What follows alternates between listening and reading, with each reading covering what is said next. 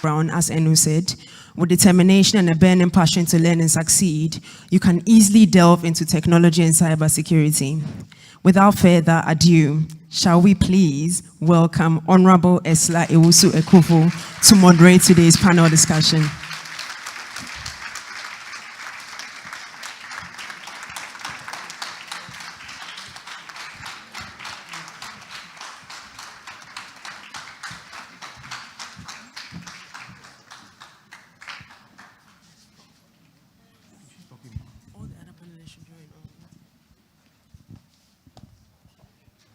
Thank you very much, Annette. The Honorable Minister would now invite the other panelists to the stage to take us through the next session.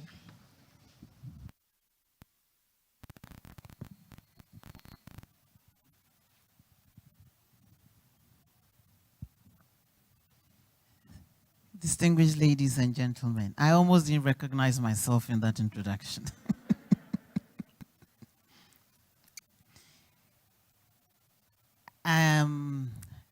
I'm delighted to be here this morning.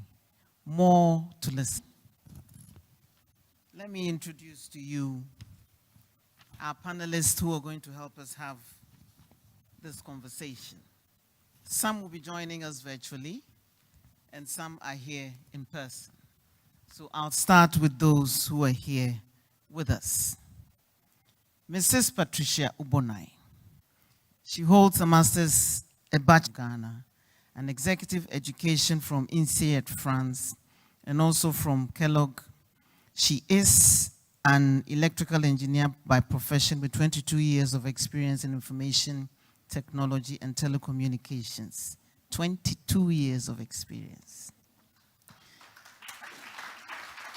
Patricia, I'm not done yet. Wait. Coupled with extensive commercial experience, she was selected as one of the 100 most inspiring women leaders in Vodafone in the year 2018, and the winner of the Presec Odadie Honorary Torch Award in 2019. She's a member of the Ghana Institution of Engineers and a passionate lover of movies. I didn't know that about you.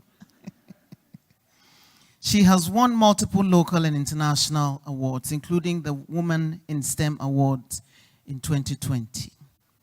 Distinguished ladies and gentlemen, Mrs. Patricia Ubonai,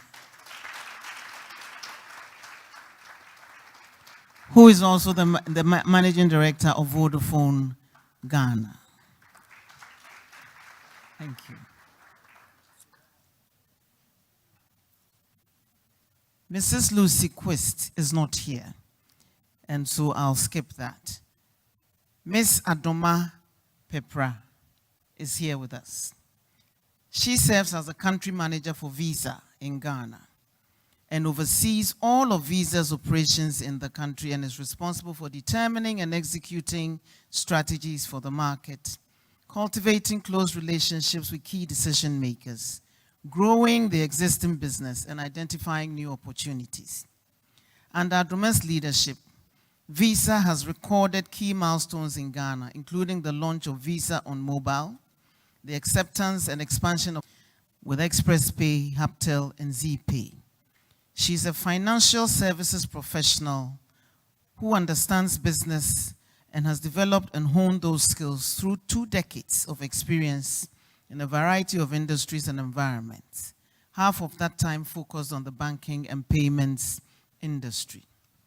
She holds an MBA, postgraduate degree in management, as well as a BSc undergraduate degree in genetics and biochemistry.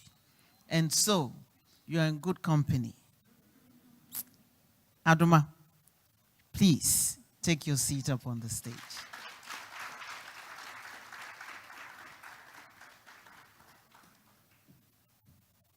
Thank you.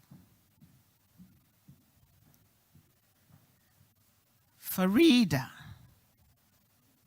Ms. Farida N. Bedway,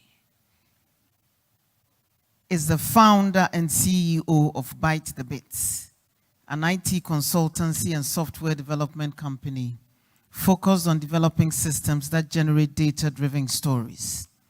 She co-founded and worked as the Chief Technology Officer of Logicseal Ghana Limited from 2012 until January 2021.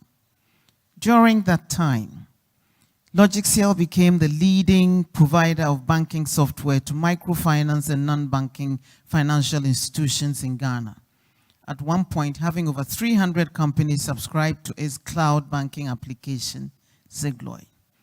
Before co-founding Logicseal, she worked in the telecom software industry, developing mobile gateways and services for mobile networks and content providers. She served on the board of the National Communications Authority from 2014 to 2016. Farida is the ultimate woman in technology and has won multiple local and international awards, including also the Women in STEM Award in 2020, the African Youth Awards in 2018, and recognition as the most influential woman in business. Thank you for being with us, Farida.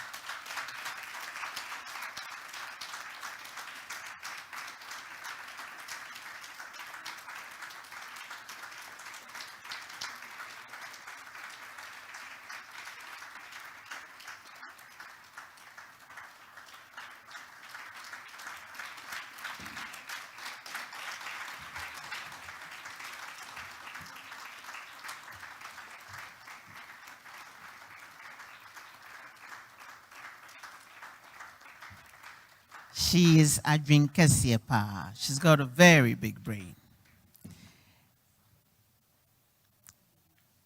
Miss Adwoa Asamoah Esiama. She also holds a Bachelor of Science degree in Computer Science from Ashesi University and is a well-seasoned professional in software management, Unix systems, and Oracle database and programming. She's worked with the Bank of Ghana as an information security auditor since June 2009. At the Bank of Ghana, Ms. Asamoah specializes in audit of business continuity management systems and has performed technical audits of operating systems, ISO 27001 audits, network infrastructure, hardware and software, with reference to legal and regulatory compliance laws. At the United Bank for Africa as an IT assurance manager from October 2007 to May 2009. She also worked with Deloitte Enterprise as a risk service audit assistant from January to September 2007 and undertook audit systems of clients such as Merchant Bank, ADB, SIC, Fidelity, UBA, amongst others. She's one of the most qualified audit professionals in this country, holding an ISACA professional certifications, set of enterprise IT, certified risk of information systems controls, ISO 27001 lead auditor, making her one of, if not the only female, qualified in all major ISACA certifications in Ghana. She's got them all and has been in the cybersecurity field for over 15 years. And she is the past secretary of the ISACA Accra chapter and currently the chapter's She Leads Tech ambassador. Please join us up here. Me, I'm only a lawyer for Lake Olagunju, who is the Programs Officer for Internet and Cybersecurity at the Economic Community of West African States, ECOWAS Commission. She's a well-seasoned professional in the field of cybersecurity and an advocate for its implementation continent-wise. She is currently involved in executing a cybersecurity agenda to facilitate initiatives that will assist the ECOWAS region to protect their cyberspace, critical information infrastructure, and build confidence in the use of ICT. Folake has also engaged in other FCE advisory board. Welcome, Folake.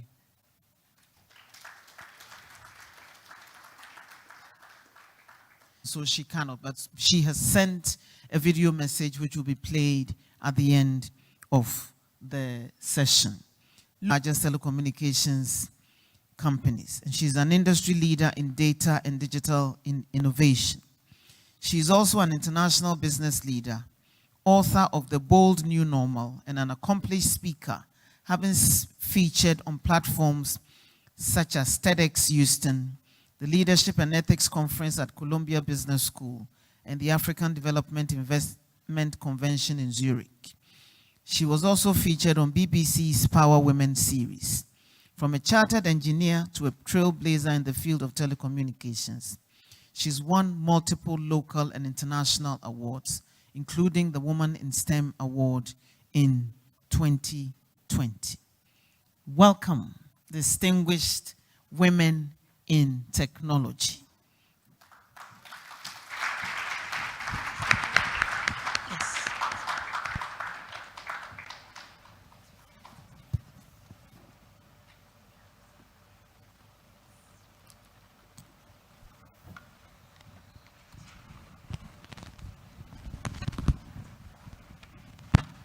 Okay, I think that fits me. Now you're all at witty, beautiful, and you will experience your articulateness, and you are all inspiring trailblazers. You find yourself in a largely male-dominated field, and you have excelled in your chosen careers. And so you don't intimidate easily. I can see. We can. And I thank you for taking up the challenge to follow your passion and your dream and do what you enjoy doing, regardless of the naysayers who undoubtedly at some point in your life told you it could not be done. But as the field of technology and cybersecurity are growing, it is critical that we also create career opportunities for organization and cybersecurity are two sides of the same coin. You can't have one without the other. Are we okay? However, there is a yawning gender disparity in this sector.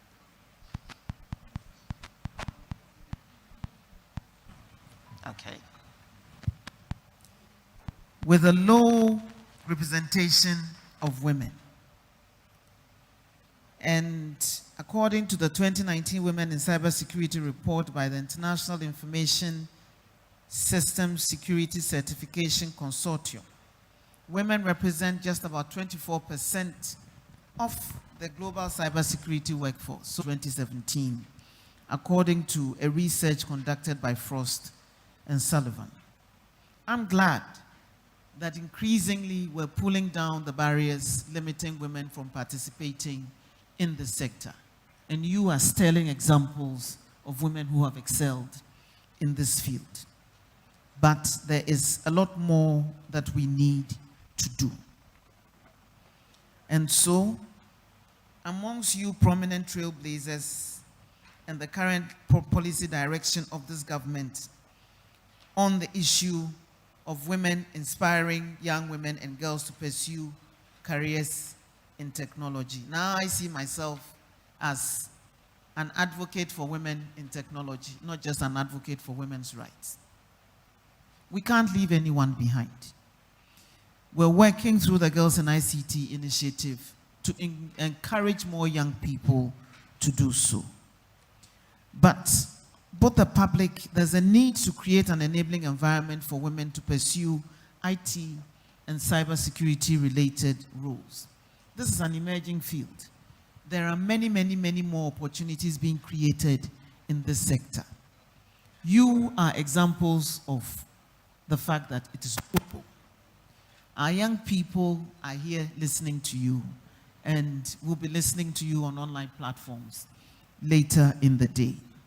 The purpose of this session is to create the platform for you who have made your mark in this area to share your perspectives and to encourage, support, and challenge young girls and women to take advantage of the many opportunities available in digitalization to start and develop careers in technology and cybersecurity. There's no free lunch. We called you here to work so that together we can push the frontiers and open and create more opportunities for the next generation to even go further than you have done. I see you as the thin edge of the wedge. You've suffered from the wedge being hit, but as you progress, you widen the space for more to also take advantage of the opportunities that your very presence in this sector is creating. How they can also take advantage of these opportunities. There's no gender equality here. So how can we create and lower the barriers to female participation in cybersecurity career development? I'm glad that the two people who share their experiences are both young people. Technology thing. If you have an interest in it, and they have demonstrated it by the stories which they shared with us, you can also explore opportunities here. Like any other sector, there's space for accounting, for legal work, for like any other profession, there is space for all of those disciplines within the cybersecurity space as well. So what can we do? Collaborating and partnering women in leadership roles in technology and cybersecurity to promote women's participation in technology and cybersecurity. And I'll be calling Rosa, I've seen you. Rosie, I've seen you. I'll be calling some of you to also share your experiences with us as well. I'm looking at you. You see me looking at you. You're trying to dodge, but when we get there, we'll see. Yvette, first in their fields, the various fields of endeavor. And so they have a wealth of information to share with us. And that's where mentorship also comes in. They need to see visible role models whom they can pattern their lives after, seeing that it's been done before. How can we would also look up to? And is there any role for government and policymakers and the private sector to create an enabling environment for women participation in technology and cybersecurity? So these are some of the areas that we'll be exploring. I hope we won't be too constrained by time, because I sense that if we allow you to flow, we would get a very interesting and interactive session. So if Folake is online, can she start by introducing herself and tell us about her career in technology, cybersecurity, how it started, and how you got into from you, Folake? I believe you're doing a really fantastic job. So thank you for having me. And unfortunately, due to some motherly commitments, I couldn't be in Ghana today. Be the only woman in a class of over 100 white men. So obviously it wasn't diverse, it wasn't inclusive. I realized computer science was about me talking to my computer. Allowed me to do was to put a human element to computer science. So I was able to interact with people, but also interact with my computer. So I started my work life with British Telecom. Back in the day, it's still, it used to be private sector, but now it's programming. Realized I didn't like that. Generated to business analysis and then program management.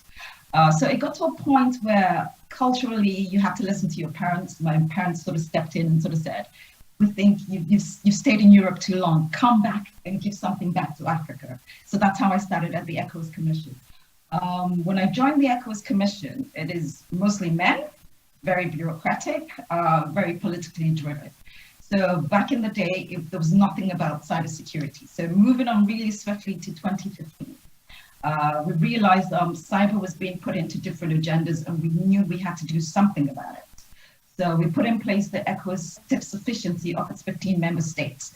So in doing that, we're talking about freedom of movement, freedom of people, freedom of goods. But we cannot, I think what the pandemic on us is that we cannot live without ICT. what that has do from a political perspective was it made the conversations about technology even further. It brought it out to the forefront of government. Government realized that to actually make the best use, and I use that quite lightly, make the best use of the pandemic, what we needed to do was leverage on technology. My So for us, that apologies, also Folake. helped. Seem to have lost the sound. Oh, have we? Okay, Can hello. you hear me? Yes, we can hear you now. Thank you. All right, sorry. All right. So what I was saying was the COVID actually brought the technology to the forefront of the conversation for politicians. Politicians realized and governments realized that they also have to secure what we do. So for us at the Commission, we've got 5 action pillars. We want to handle cybercrime. We also need to make sure we've got legislation and a framework that would actually enable our environments to actually talk to one another. We have to build resiliency. Above all, capacity building is absolutely key, and we've got international cooperation. Now, cybersecurity is a game for everybody. It's the Olympic sport in technology. Everybody, every single person, me, you, communities, we all take part, whether we like it or not. So what we have to do from our perspective, from the Commission's perspective, is we're trying to create a fairly level playing field for all our member states to ensure that we can interact with one another. Ghana is one of the countries doing amazingly well. And I always say this, Madam Minister, not because you're there. I always say because, one, the Minister for Communications is a woman. Our thinking is completely different. We have empathy. We tend to see between the lines. It's never always black and white. And cybersecurity has a lot of gray areas. This is where women bring their own to the game. I also say this because I know that the minister is not technically inclined, which is absolutely vital. So from the region's perspective and from the Commission's perspective, we always say Ghana is doing fantastically well. What we want to do for West Africa is move away from the point where we're constantly looking to the global north to bring ideas to the global south. No, we need to be able to have that South-South cooperation, where, for example, Cabo Verde can reach out to Ghana and say, you've done amazingly well with a slightly less than they are from the global north. Yes, no one's reinventing the wheel. No one's saying what you've done in Ghana is not going to work in Africa. No, it will work, but tailor it to what works for us. Like you said, we started a bit late, so I don't know how much time I have. I could sit here and really talk, but what I wanted to say is, thank you, ma'am. You do an amazing job, and I'm hoping to reach out to you to replicate what you have done in other member countries. It's also good to know that out of the 15 ministers of communications in West Africa, at least 4 of them are women, and they're doing amazingly well. We're talking about Togo, we're talking about Benin, we're talking about Burkina Faso, and last but not least, definitely Ghana. So it's important that women's voices stand here. Thank you so much, Folake. Let's give her a round of applause. And we'll come back to you in a little bit, so please don't go away. And thank you for sharing your experiences with us and reminding us that cybersecurity is the Olympic sport in technology. And we are all, how did you get into this? How did your career in technology and cybersecurity start? How did you get into this space?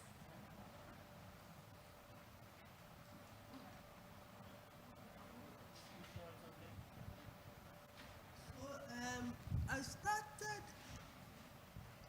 my journey in tech as more of a necessity than a choice because of my disability, I was limited with what I could do. So from a very early age, I started using technology. Well, at the time, it wasn't considered technology. I started using a manual typewriter to type my schoolwork and things. And so that should tell you how long ago I started the very legible. So I had to find another means of communication. So it was more of a necessity than a decision to be somebody in the tech field. I always say that, growing up, I had many interests. So if I didn't have the disability, I probably wouldn't be in this space. Yeah. But anyway, so I started using a manual typewriter. Then, as time went on and computers became more affordable, we got a home computer. I don't know how many of you remember what a home computer was. W basic language, and that was the extent of what you way before personal computers started becoming a first encounter with a computer. So I was actually using it for the word processing empires and all those things. But I discovered the GW basic programming language, and I decided to play around with it. And before I knew it, I was able to write a simple, actually my first introduction into programming. So at the time we were living in the, prior to that, I had been homeschooled by my mother until I was 12 years old. And it was a very nice experience for me, because for once I was with my classmates and all, and it was quite I really enjoyed the whole, school experience. But after that, I was supposed to go to ESA in 2021. Did not allow me to go to secondary school. So I had to go and do a diploma, which had been done by people who had finished university and other things. So I did that diploma. It was a computer training institution in Laboni, and that was actually my first job when I was 17 years old. And after that, after I had development, and I realized that to be a success in that industry, I had to work in that field, because there's only so much you can learn in software developer I wanted to be. So I remember I walked into the office of Herman University, Soft Company Limited, and I told him that I don't have any experience, but I want to work with him. And he gave me that opportunity. And that was my third professional job in the software industry. And I worked there for 3 years, then I moved on. In between that, I did another diploma. I got admission into final year at the University of Hertfordshire, so I just went and did 1 year in the university, and got, after another 4 or 5 years, a friend of mine was opening a market. So I thought that, okay, that is a new industry that I have never ventured into, so why not? So I started, I went there, I was one for them. Then other microfinance companies wanted it, so we saw a business opportunity, and we decided, so we decided to start it, and so, company called ByteDebit, which does impactful solutions, especially solutions that promote data analysis, because I realized that is one thing we lack in this part of the world, data on anything. So for me, to credible data so that we can make better decisions and not make decisions on the spur of the moment. Then when they backfire, we start scratching our head and wondering why side of me, which disability activism. I've written a comic, I've written a book, I've done a lot.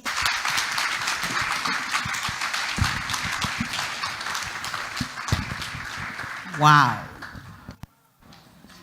Can I say anything more than wow? It's an opportunity to explore new and embrace new challenges. And as she just mentioned in her short, brief introduction, how many have you started? Yes. And this is what we mean by women full potential. Thank you, Farida, for that very, very inspiring glimpse into who you really are. And we admire you for all that you've been able to, but in life generally. We pray for longer life and more challenges for you to also explore and create other companies to enable us all to benefit from it. Now, Patricia, how did you get where you are? Would love to hear your story as well. Good morning. Thank you, Honorable, and thank you to. I've just had a few, just had a few opportunities to study abroad, but grew up in Latvia, Koshi, regular girl, family of 20 children. Yeah. My father passed very early, so I was raised by my mother. We have to restrict you for whatever courses you chose, and I actually chose my laziest path, which was I couldn't read the big books, forgive me. So my path was, math is not subject to the lecturer's opinion. You just write science, that path, and I escaped biology. And so I went to St. Rose's, we did in technology. It was a choice between civil engineering because that was the path for my father. But then I realized that they also had where I could do what I loved most. So I actually offered it was electrical engineering. And then my first internship was actually with a radio mechanic at Latvia Okoshi by the roadside. And it was because I was hearing so many things. I went to this guy and said, can I spend my time by you every single morning? I didn't know what working in companies meant. But by the roadside was cool. So he was repairing amplifiers, speakers, everything, and he would open it. I developed the interest, and then I had the opportunity in my first year long vacation to go to Tigo. A friend introduced me. Again, somebody helped my first few years in everything. So network rollout, opportunity to be promoted to be their technology director, which was another topic for another day because it was a young black one as that to be given that role. I spent about 14 years in Tigo, and then the Vodafone call came and said, come and work for us. That was also a technology director role. But the reason why I took that offer is because I had the opportunity to learn about the fixed network. Ghana Telecom has the big, I did the lateral move. Actually, for me, it was another growth opportunity to learn. And that's why I took the Vodafone offer.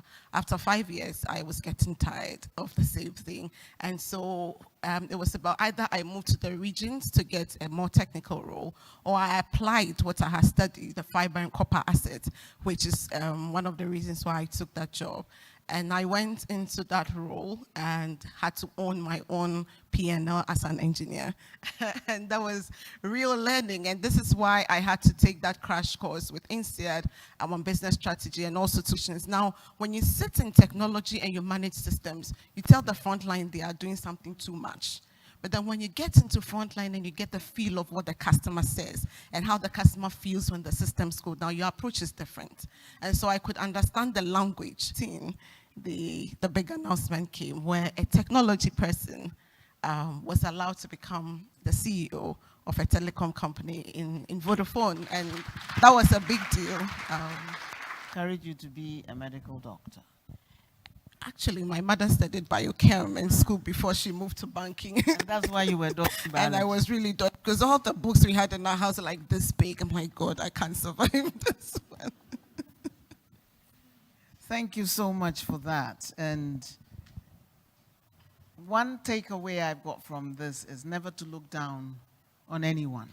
She got practical experience from a wayside radio mechanic, which brought to life what they had been teaching her in the university. Soldering on paper. And he taught her what soldering actually was. And so the opportunities to learn from the most unusual quarters. We need to open the second female CEO of Vodafone Ghana as well. Thank you.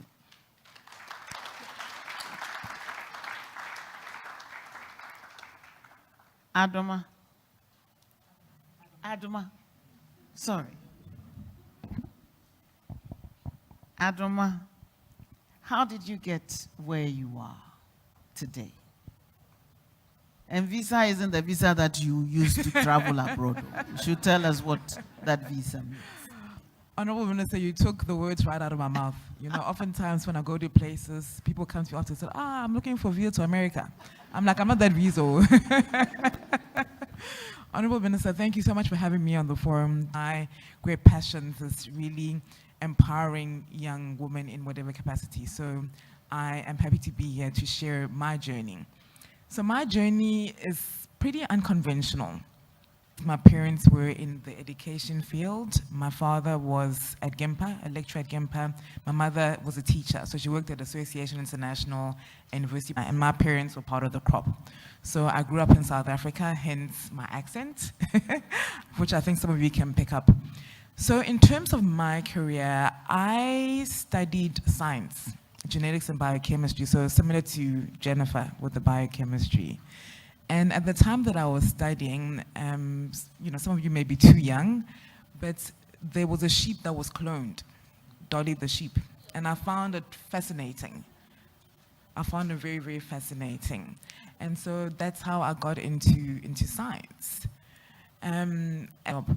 I did that for probably about 2 years. But for me, what I enjoyed about that role was that it was a good foray into business because you had to hire people. You need to understand the business, understand the various years, and then I moved into healthcare. I thought the science degree that I have, it can't just go to waste. Well, I did a postgrad in management because I thought the combination of analytical skills from science together with business will probably take me a lot further. You know, I was, at some point as well, I had the opportunity to consider maybe studying and doing a honors program in biochemistry. But you know, I'm a very extroverted person. I couldn't really see myself in a lab the whole time. So I thought years, and then I did my MBA. Now, one of the things I knew, and I don't know, so probably about and payments. So I started my MBA on a part-time basis, which was phenomenal. And then I made the switch into banking.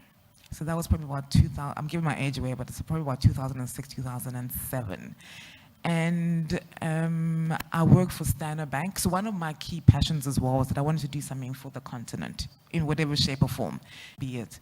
So in 2019, I moved to Ghana, and I really defined that as one of my career highlights, that this big multinational company has opened up here in Ghana, and they've trusted me to be able to open up for them. So my journey is not traditional tech. It's come in through the jobs that I've done.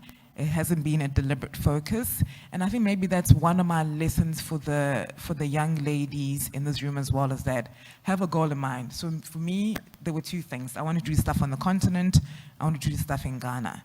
And how it came about wasn't always straight, but it came about. So have a vision in mind. It's so, so, so important. So, Madam, that is my journey. Thank you so much.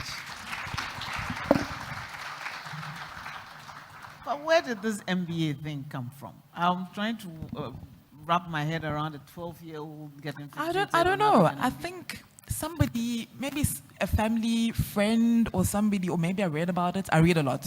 I must have read about it and I thought, ooh, that sounds really cool. I should do an MBA. And it was in my mind, focus, got to do an MBA before 30. That was also another thing. So before 30, yeah. So you see, you have to have a name and a goal in mind. And it may be a tortuous path, but once you know where you want to get to, you will eventually get there. Thank you for that inspiring message as well. Adjoa, how did you get where you are? And with all the degrees that you've got under your belt, how did you do it? Well, my name is Adrien Casiapa. Thank you for having me here. I'm in a family of 5, 2 girls, 3 boys. I started off basically like in science. So when I went to Archbishop Walter Girls, I took physics, chemistry, biology. I wanted to really do mechanical engineering and tech, but I didn't get in. So after staying home for some time, my dad was like, so eventually I had admission to go to Belabis College in London, but I heard of Ashesi University. It had just started. Patrick came in to do some presentation. So I think I'm part of the second batch that graduated from Ashesi University in 2006. And whilst there, I love spy movies. I love conspiracy theories. So I was like, okay, I'll try to be a hacker. That's how come I chose to be to the computer science class. There were 2 core, so we graduated with only 4 girls from the class. Yes, just the 4 of us. I got inspiration. I was telling Farida this morning, but she's one of my inspirations. We used to do internships at Rankard, Soft Tribe. So I saw her there, and she was seriously programming. So I took up programming. At a point, I realized too much code, too little sleep. I can't debug. Master in that I did networking instead. So I graduated from Ashesi with a computer science degree. Somebody come and work. And I got in. I was one of 3 weeks, and that's how come I am who I am. My manager at the time in Deloitte would really encourage me to do it. I didn't give it too much thought. And no, you have to do this. He actually offered to pay for the first certificate. The stone is gathering the most, so I just kept going. Working at B company, I mean, we're the central bank, so we don't deal much with the customers like UB. Go the extra mile just to be recognized, you understand? And it's quite challenging. For basically, that has been my career path. Unlike all the other stories, mine has been really, really traditional. My dad just gave me the go-ahead, do what you have to. Basically, that's just me. And thankfully, as I joined ISACA, it has given me opportunities to explore. Having spoken at different conferences in Rwanda, Kenya, London, and so on, you realize that there are groups or forums like Women in Cybersecurity, Girls Who Code IT, Women Cyber Jitsu. Most of them are based in the US, but you can follow them online, LinkedIn or Twitter, and you can learn a whole lot of things. They really, really show you what to do, what is trending. Thank you, Ajua. And one thing that grabbed me from your story is how you met Farida much earlier on, tried to do what she was doing and realized that no, this is not for me. So everybody has their own path. I'll choose another path. And it is interesting how you meet people and they inspire you. True. And you look up to them, and they also indirectly encourage. You love spy stories too. I thought, wow, and conspiracy theories. Yes. That's interesting. So, having heard from your stories, I think we could spend the rest of the morning just digesting what we have heard so far. But let's delve a little deeper into some of the specific areas that we mentioned. And please, I hope you're finding, thank you. Folake, if you're still with us, you're involved in ECOWAS's policy formulation and implementation of some key initiatives, mainly to protect critical information infrastructure. Can you tell us how you're able to deliver on this mandate? And how do you see women representation at this level in your work in the ECOWAS Commission? You did say that it is a male-dominated place, and in my brief interaction with them, I don't see too many women at the higher levels of the Commission. So how do you see policy formulation in this area and working with members of the Commission to develop this new emerging sector that you are so interestingly involved in? Thank you very much, ma'am. To take it back to the local African balance, I will say with a lot of prayer and fasting. It is tough. Reiterating what Adrien said, it is challenging, but it's challenging in an interesting way. I think for a lot of women, it's important that women are included in the agenda. So what we try and do is when we call workshops or we call stakeholders to meetings, we normally say there has to be a woman as part of your delegation, I beg your pardon. But unfortunately, when we do say that, it's the onus still falls on the member country to ensure that their delegation is diverse. So for us, it's important we do that. Another approach we take is we also try and ensure that whatever agenda we put in place has a gender inclusive stream to it. We know women bring more to the table. We know women are diverse. Women have a different way of looking at approaches. What we also do is when women are in meetings, most meetings I'm 9 out of 10 times the only woman. But what we try and do is when we do find the odd women that do come, we make sure their voices are heard. And how do we do that? We speak to them on the side. Well, I would call them out on the side and sort of say, well, I am going to call on you to please give your 2 cents or 2 pence worth. And I get them to prepare whatever it is they need to say, and then they join in. So we do like tough, because we put in frameworks, but we have no control on how member states, we're changing a little bit now. The current vice president in the commission is on women that are in high positions